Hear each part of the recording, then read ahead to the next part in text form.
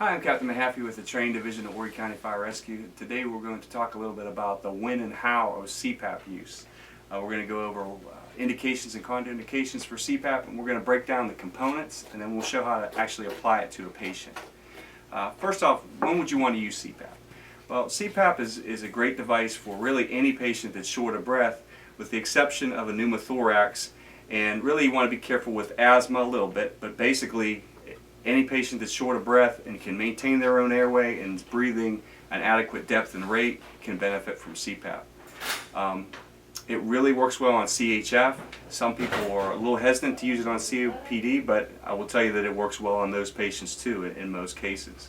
The really big contraindications, a pneumothorax is one of them. The other one is, as I kind of mentioned before, you want to make sure that the patient has an adequate mental status and has a patent airway. So if you have a patient that seems to be circling the drain and they're not really mentating well, or they're really breathing shallow, Cpap's not going to work because this device isn't going to force air into them. It's not like a ventilator. So in those cases they could get worse. You want to make sure, one basic easy test to make sure that it's appropriate is ask the patient to hold the mask on their face. If they're mentating well enough to do that, it's probably an effective device. Okay? So let's break down what Cpap, what the components are. The Cpap that we use is made by Emergent, and it's a very, very simple, easy to use device. This is the main component of the device. It's oxygen driven, oxygen powered. With that you're going to find a circuit. The circuit comes in a bag and it has a couple different parts. The circuit itself, there's a patient end, which is yellow, and then the end that attaches to the Cpap. There is going to be a mask in there, and there's a filter. We also have different size masks in case that won't fit. Most patients, the medium mask that it comes with will fit their face if they're an adult, but some larger patients may need, for instance, a large mask. So you have those also usually in your bag with your Cpap. We also have a head strap to secure the device to the patient. Okay? There's two different connections that we can use. This connection connects to your oxygen cylinder, your portable oxygen. The other connection, and this is a quick connect adapter, this connection would go right to the wall of your ambulance. So what we can do is, if you're starting off in the house, we're going to connect this to the oxygen cylinder, and we simply turn the oxygen cylinder on. It's going to bypass your regulator altogether to drive your Cpap. Once you have this connected, you're going to connect your quick connector. Okay? We get out to the ambulance, you can simply disconnect here with a little twist, and then connect this right to your wall oxygen source. As long as your tank's on, it's going to drive the device. Simply, when you place a device on, you're going to make sure this is all the way off to the counterclockwise position, and then you want to turn it all the way around once, and you're going to keep it in the green. It's that simple. We'll see on this dial when we hook it up to a patient, we're going to come into the green area, and that's where we want to be. If we're somewhere in the green and it seems like it's helping, but maybe they need a little bit more Cpap, we can increase slightly. And really that's the basics of it. These are the components. We need oxygen, we need the connector to the Cpap device, we need the circuit, and we need a strap to put it on the patient's head. So now we'll go out and we'll show how to actually do this on a patient. Okay, so let's go over the steps of applying Cpap to a patient. The first thing we want to do is we're going to take this connection in and we're going to connect it to our device. Okay, pretty simple. We're just going to press it on and twist until it locks into place. Now we need to connect it to an oxygen source.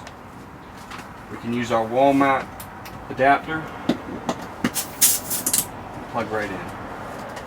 Okay, now we're going to connect the mask to the device at this end.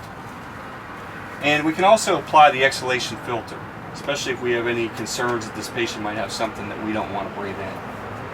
Okay? Now I'm going to turn it on. The patient's already anxious. I want to make sure that they have some airflow and so they don't feel suffocated. So if you remember how we talked about it before, we have it all the way in the counterclockwise. We're going to turn it all the way around once. You'll hear the airflow. And now we're going to coach the patient to apply it to their face and get a good seal. Just hold that nice and tight. Remember, your patient's going to be anxious, so you want to coach them, you want to keep down their level of anxiety until they feel the effects, which hopefully is going to help them, and then they'll like it and they'll want to use it. Now remember, we got to be in the green. We're not quite there right now, so we're just going to slowly increase until we get into the green. And there we we go. We got a good seal. We're going to coach him. Hopefully this is helping. He's going to feel better. He's getting 100% oxygen now. Okay, now we can take this strap and secure it to his head. There's no magic way to do this. It needs to be pretty tight. So we go with the bottom straps first. And this is where your partner may come in handy.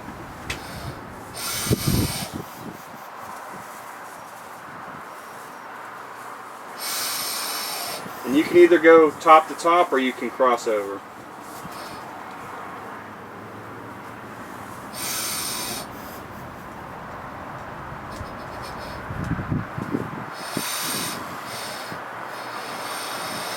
Okay.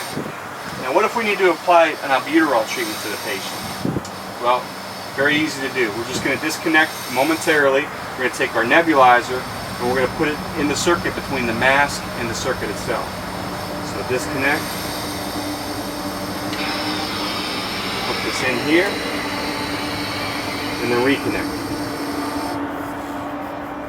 And then we would connect the oxygen source to another, either the tank or another oxygen flow meter, so that our albuterol is nebulizing and we got it inline nebulizer treatment going. Let's finish with some final points about troubleshooting. With the device, sometimes things can go wrong.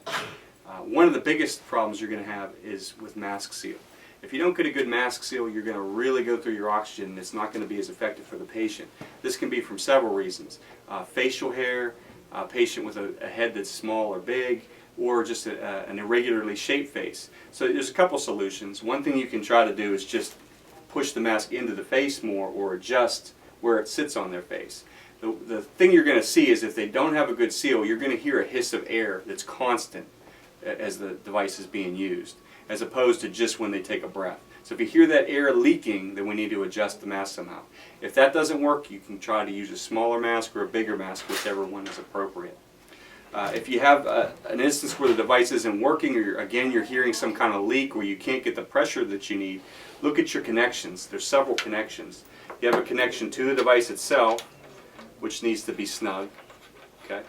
You have the connection between the quick connect, or if you're connecting it to the wall, that needs to be attached and locked. And then you have a connection to the oxygen tank. Okay. Any of these can be loose and would need tightened. Another point, when you're using albuterol, I mentioned it briefly when we were talking about applying it to the patient, but this needs to be connected to an oxygen source. Otherwise, you'll be flowing air, but you won't be getting any nebulized medication. So connect this to either the tank, a separate tank with a flow meter, or a separate flow meter on the wall of the ambulance, and make sure you have it at your 6 to 10 liters per minute so that your nebulized medication is going to work. A final point is with blood pressure. Cpap can lower blood pressure. So if you have a patient that's really on the border, like say their blood pressure is 90 systolic, you may not want to go to this device, because if you drop it further, of course that's not going to be good for your patient. So always be considering blood pressure also when applying the device. And that's the basics of Cpap. If you have any questions, feel free to ask your training officer, your EMS officer, and we'll get those answered for you. And stay classy, Horry County.